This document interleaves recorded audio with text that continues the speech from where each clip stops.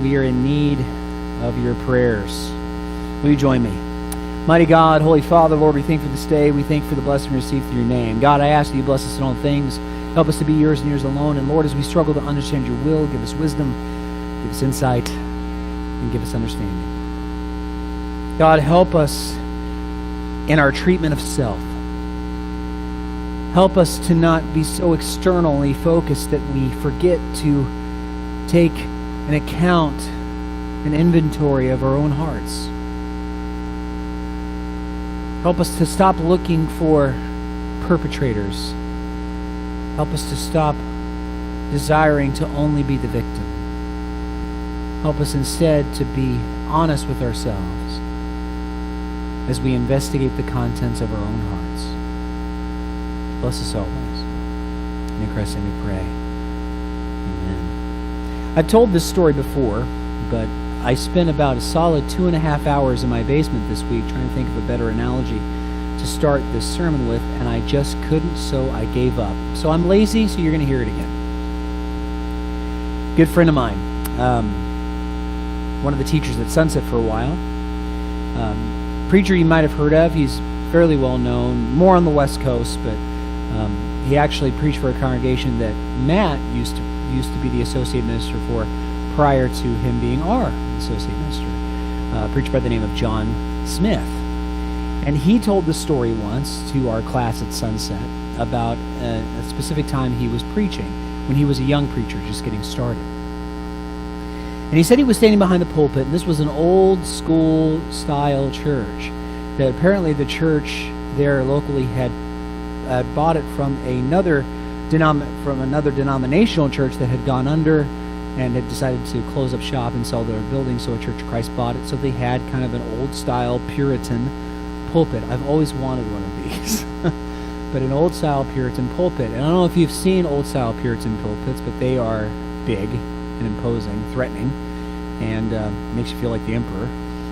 And but they kind of come back, and they have like walls on them to where like you stand in the booth. So in order to preach, you had to like walk behind this pulpit and then like come into it like that, right? So he's up there preaching. He's a young preacher. He's just getting started. He decided that he had come up with this really, really great cutting-edge idea for a sermon. And his idea was this, that sin is not contained within material objects. Sin is not contained within material objects. And he decided that as an analogy, he would use the following metaphor. He would say, think of it this way. If we were to go, and he used the streets in his town that he was in at the time, I'm going to use ours for sake of convenience. Let's say you go down to the corner of 19 and Gratiot. And at the corner of 19 and Gratiot, we decide to make a huge pile of all the cigarettes, all the alcohol, all the drugs, all the pornography, all the different accoutrements of sin that you and I know. And we made this huge, huge pile at the corner of 19 and Gratiot. There would not be a drop of sin in the whole pile. He mentioned one other object that I realized I just left out of it. That's important to the story. Funny how that works.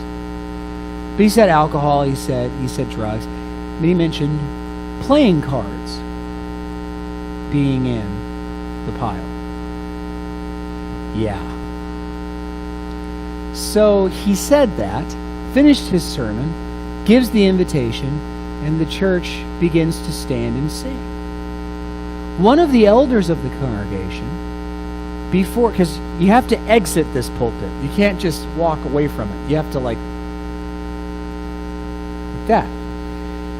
Before he can exit the pulpit, as the congregation is standing and singing, one of the elders of the congregation, this fairly sizable congregation, runs up the stage and corners him and blocks him in the pulpit in front of the whole church. And he's saying, just wait here, just wait here, just wait here. He's waiting for them to finish, the 17th verse of Just As I Am. Right? So they finish singing, and then the congregation gets to hear the elder talk to my friend John. And here's what he says to John. He says, points his finger at him, gets right in his face, traps him in that pulpit in front of everybody, points his finger at him and says, there is sin in cards. And as long as you are the preacher here, you will preach that there is sin in cards. And for John to tell the story, he said it this way. And he was right. Because that was the last time I preached to that congregation.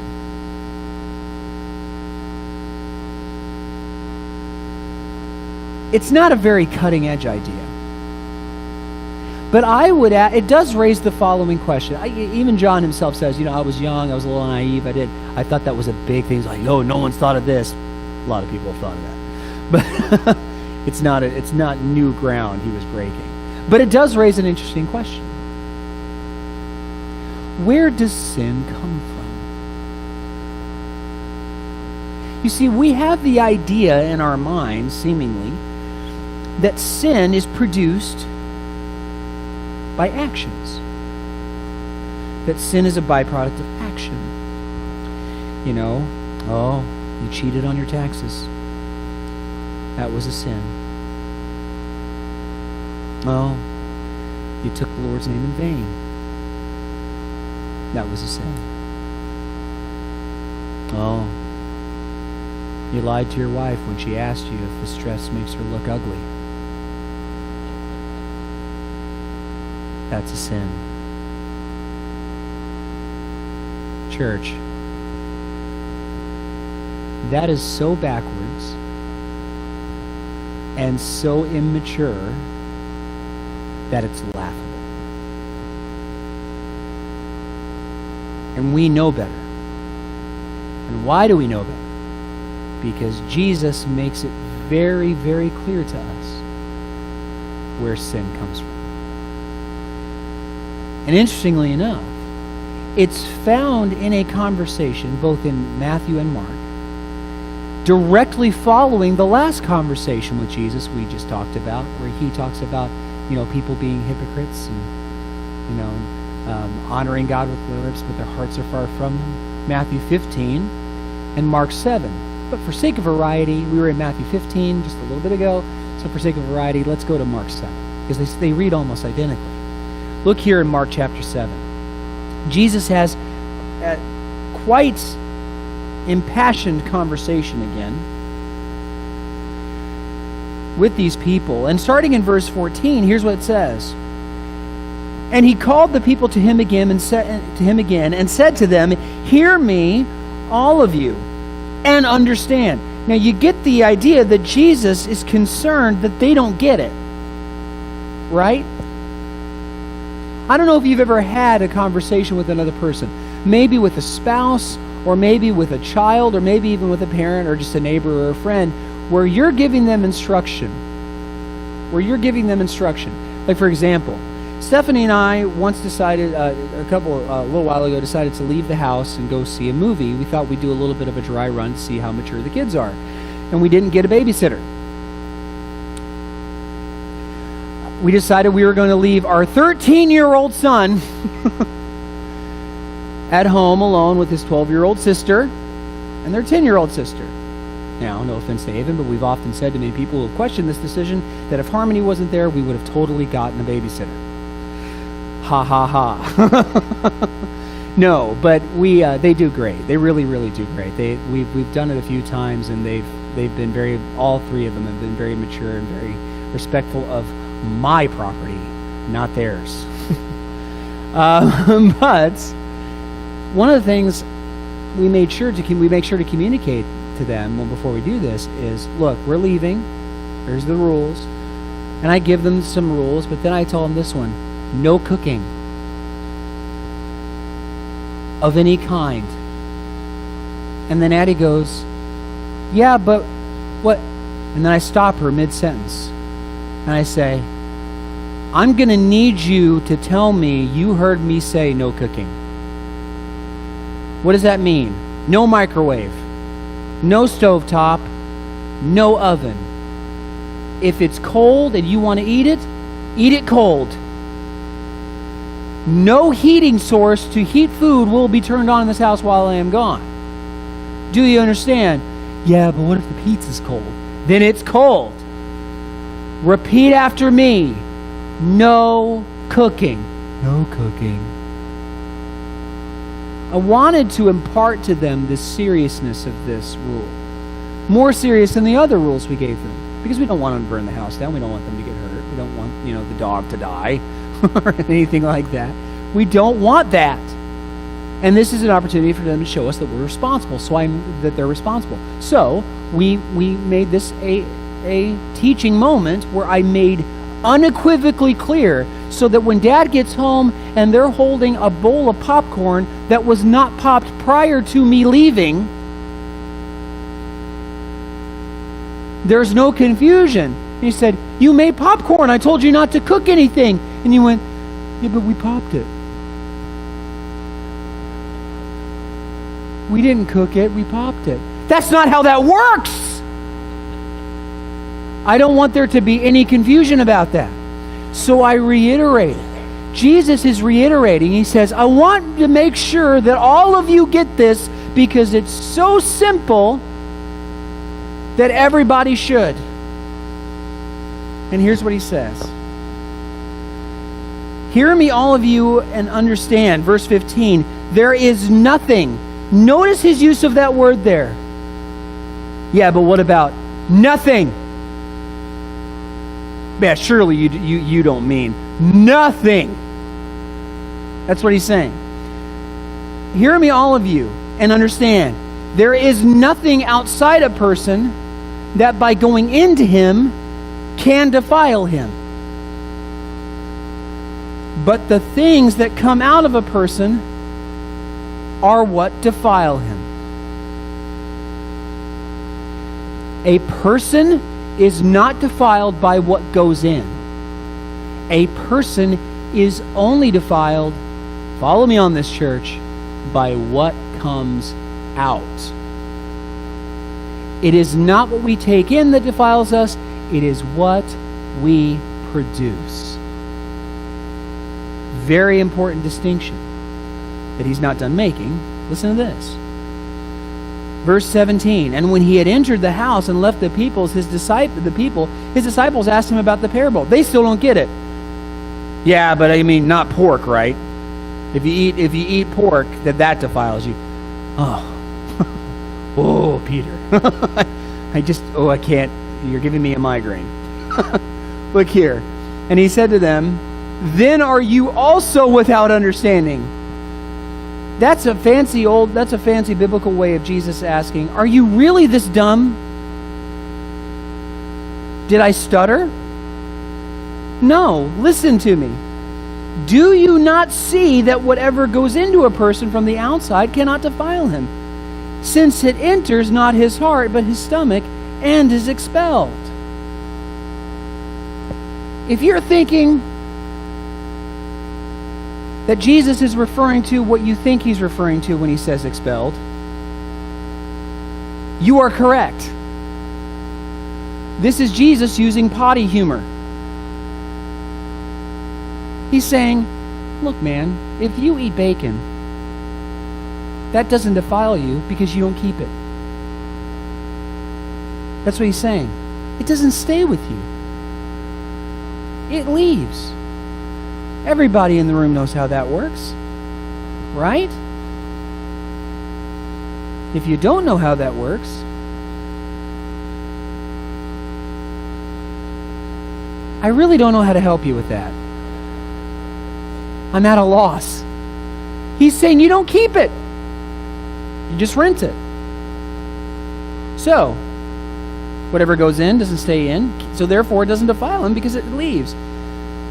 Look at this parenthetical statement. Amazing statement. He says, thus, he declared all foods what?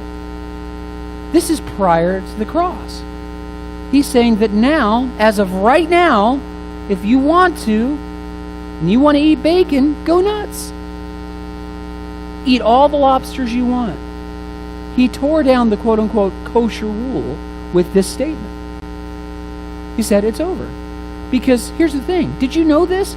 God didn't have the rule for all those centuries because he is anti-pig. I just really don't like pigs. I don't know why I made the things.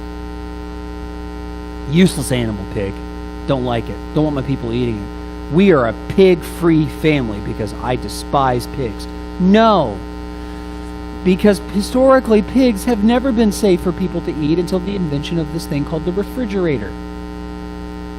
Did you know there has not been a confirmed case of, of trichinosis in this country for decades? Why? Because we chill our pork. But you stop chilling pork, and guess what you're going to get? Trichinosis. And it's going to be bad. And it was, it was eating pig in Jesus' day was playing Russian roulette. It really was. Sure, it tasted good. And you died maybe a little happier. But it was dangerous. Why did he have those dietary laws? Why did he have the cleanliness laws? Why did he have the holiness code? Why was he telling them, make sure you wash your hands? Why was he telling them, hey, don't touch dead things? Why was he telling them, hey, don't eat pigs? Don't eat lobsters. Don't eat crustaceans. Just eat these things. Why? Because they're safe. Why? Because he was keeping the family of David alive so that we could get who? Jesus. Okay, we got Jesus now. You want to eat pigs? That's your business. God doesn't care. It's not about what goes in.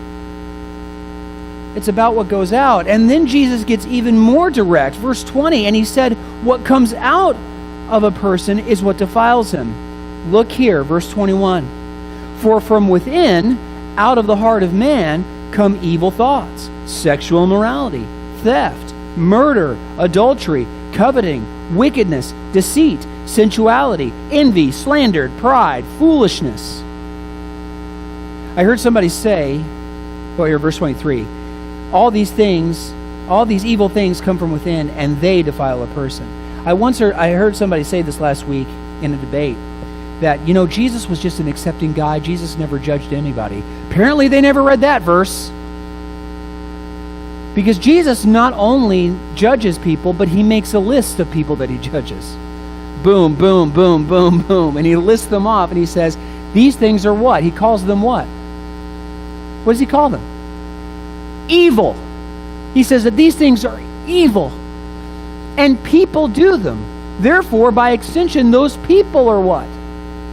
Evil. But where does sin start? Church, where does sin begin? We have a habit. The modern Christian has a habit of putting the cart before the horse when it comes to sin. We spend the majority of our time when it comes to personal righteousness and enforcing personal righteousness in our households. Dads, I want you to hear me on this. Moms, please listen. When we enforce personal righteousness in our own households, we spend the majority of the time correcting behavior and not intention. And do you know what only correcting behavior results in? Well, I think you might, if you've been watching the news over the last couple of days, have probably seen pretty glowing examples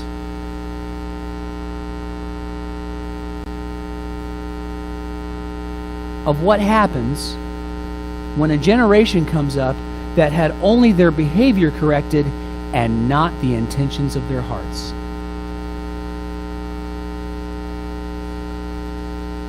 Regardless of how you feel about it or not, anybody ever seen a Senate vote like that before in their life? You follow me on that?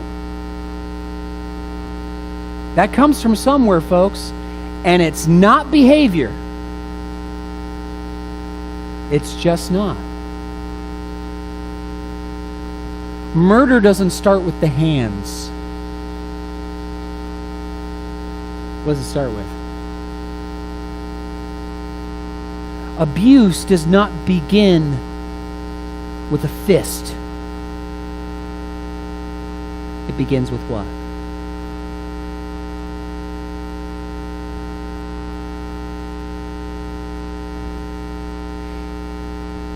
We don't have a cure, in closing, we don't have a cure for the common cold.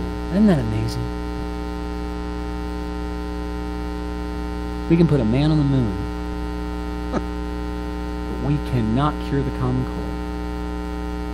Can't do it. Most common illness people get. Can't do it. Nothing we can do about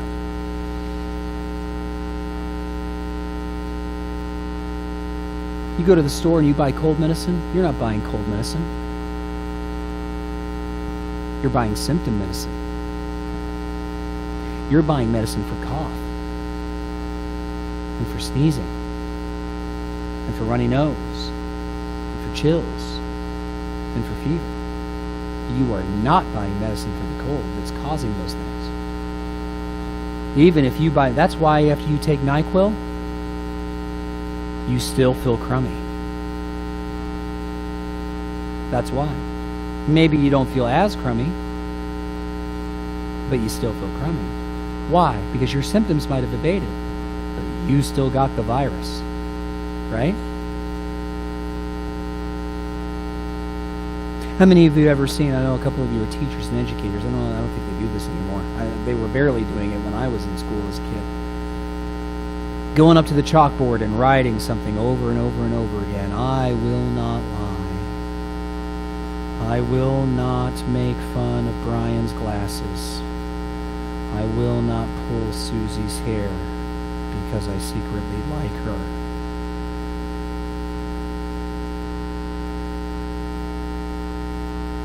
What is that correcting? Writing that 100 times, 1,000 times on the board is correcting behavior. You know what that child probably, and I know, listen, that's why teachers do it, because teachers have a bunch of kids and all they can correct is behavior.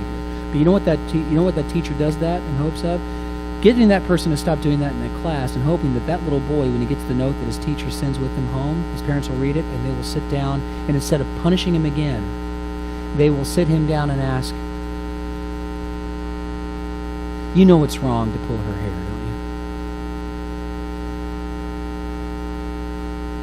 don't you? I grew up going to Christian schools, Christian private schools, off and on. I went to one that used capital punishment. Now, you have to remember, this is the very early 90s, and the world was a very different place. And, yes, Jared got a spanking at school once. Here's how it happened. I was being bullied a little bit, not hard. And this bully decided that he wanted to sit on me. So he threw me down, and he sat on me. But my sister also tried to sit on me a few times, and I discovered a foolproof way of getting someone off of you who is sitting on you who doesn't want to get off of you. You bite them. You will discover they pop off of you like they were in an ejector seat. Wham! I'm okay. I will not sit on you anymore. I bit him good. I got a hold of his forearm and I went, ah! And he got off of me. And I was like, well, that settles that. Nope. Because guess what he did? He ran inside, told the teacher, Jared bit me. So I was sent to the office. And the principal pulled me aside and said, all right, Jared, you know you're not supposed to bite people. I said, yes, sir. All right. Let's give you 2 swats for that. So he pulled out the Board of Education, had me bend over, and he did this with the permission of my parents. They had signed a waiver. And he gave me 2 swats. Didn't hurt too bad, but, it was shocking. Then he hugged me and sent me back to class. But he gave me a note to take home to my dad. The note effectively said, your child got spanked today. I gave that to my dad, who said, you got spanked today? And I went, yeah. Why? Because I bit a kid. Bend over. What? He spanked me and then gave me a coupon for more spankings?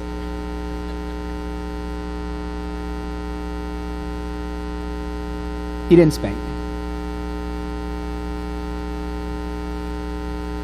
He asked me a question. Why'd you bite him? Because my father was a great dad. who I thank God for every day that I think to.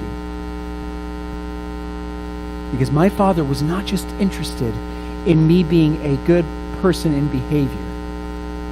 He didn't want me to be a good man who behaves himself. He just wanted me to be a good man. And being a good man has nothing to do with these. Or this. Or this.